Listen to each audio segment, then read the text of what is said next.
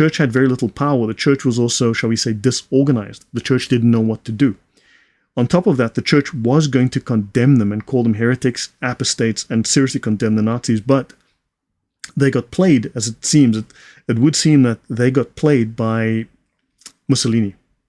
So Mussolini made overtures to the church and said, look, blah, blah, blah, let me try and help you guys out. And they got played by Mussolini, and by the time that the church realized this, it was too late.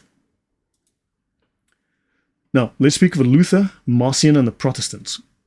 Now, the most famous of the liberal Protestant scholars in Germany in the 20th century was a man called Adolf Harnack. He lived from 1851 to 1930.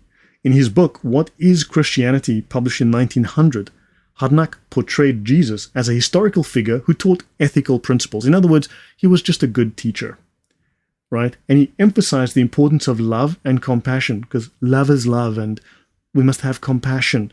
Those are liberal values being used in the LGBTQFU plus community today. Understand that, right? So this is where Christianity got watered down by this liberal Protestant theologian. Harnack rejected the supernatural aspects of Jesus' life, such as his miracles and his divinity. He focused on his moral teachings. He believed that Jesus was a human being who was deeply influenced by the Jewish prophets and believed that Jesus saw himself as a reformer of Judaism. Harnack's portrayal of Jesus was criticized as a departure from traditional Christian beliefs, of course. His ideas had a significant influence on the development of liberal theology in the 20th century. Now, he advocated stripping the Old Testament from the Bible before anyone had even heard of National Socialism. But these ideas would have been prevalent at the time, and they would have made their way into the Nazi thinking. As the First World War was nearing its close, he attempted to resuscitate the 2nd century heretic Marcion. Marcion had taught that the God of love in the New Testament had no connection to the imperfect God of the Old Testament. So understand, you're looking at Hitler pushing a heresy that goes back to Marcion, which has been recently resurrected by this 20th century theologian, this Protestant theologian. So the God of the Old Testament bears no relation to the God of the New Testament. And the God of the Old Testament is imperfect. And that Christianity and Judaism had to be totally separated. As Jewish carnal law, Harnack maintained that the Old Testament as a unity lies below the level of Christianity. So in other words, the New Testament is superior to, and the Old Testament is inferior. It is below the goodness of the New Testament. So now you must also note that the very same idea had come out of Martin Luther, that there was a certain ranking in the superiority of various of the Gospels and the books of the Bible. You had the good books, and then you had so in other words, according to Christian doctrine, the doctrine is good. The doctrine is good for learning. The doctrine is good for preaching and so on. It's all doctrine. It's all God-breathed. Martin Luther said, well, these books, these are the A grade, and these are like the C grade, and these are like, trash can with those. Understand? So this idea, again, comes out of the whole idea of Martin Luther. So regarding Luther not removing, and he says here, regarding Martin Luther not removing the Old Testament from Protestantism, what an unburdening of Christianity and its doctrine it would have been if Luther had taken this step.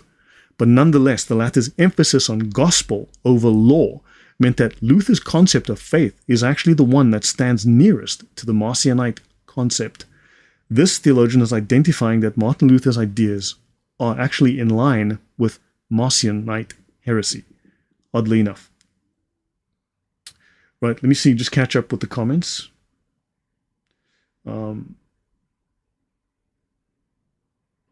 Okay, so guys, let's not have a big fight in the chat right now. All right. Let's see. Okay, let's continue.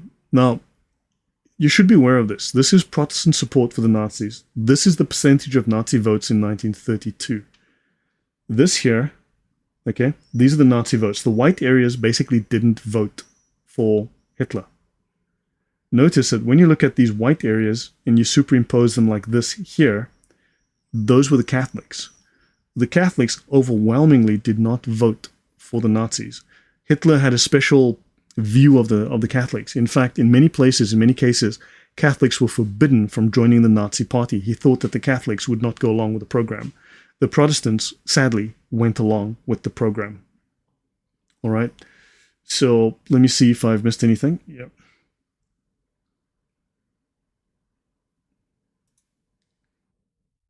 Right. Now, so who was Alfred Rosenberg? Let's look at Alfred Rosenberg, him being a Gnostic. Nazi ideologist Alfred Rosenberg is overlooked among leaders in the Third Reich. He was born to mercantile parents in the Baltic region of the Russian Empire. He was a student in Russia during the Bolshevik Revolution.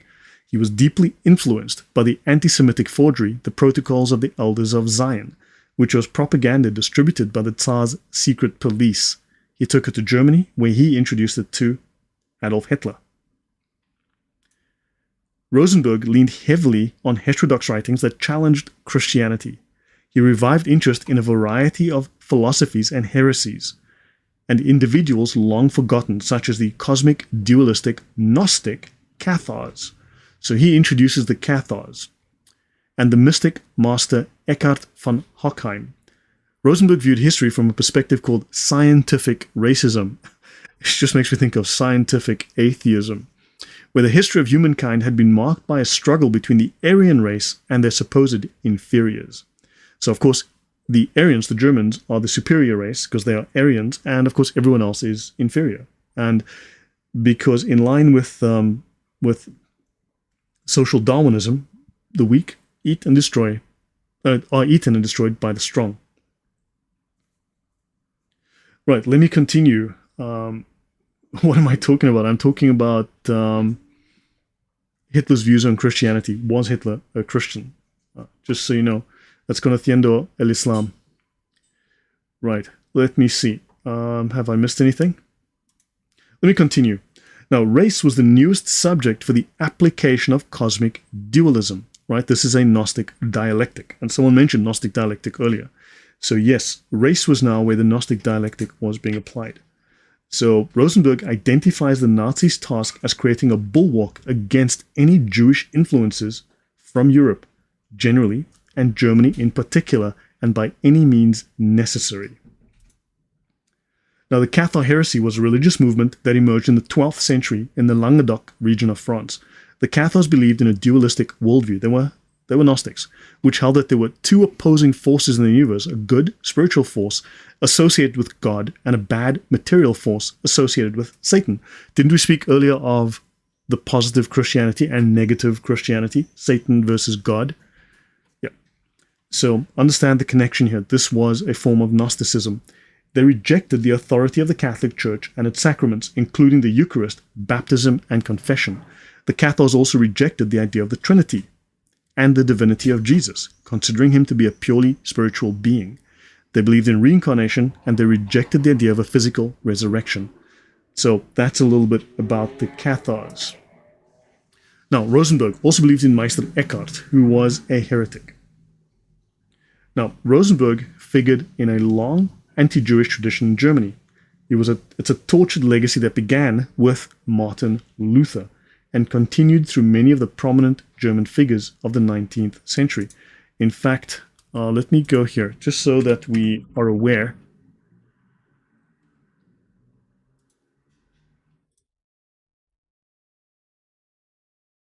I'm going to be brief for this. This is Martin Luther. So this is, I will be talking about this, but this is Martin Luther. These are woodcuts derived from Martin Luther's works.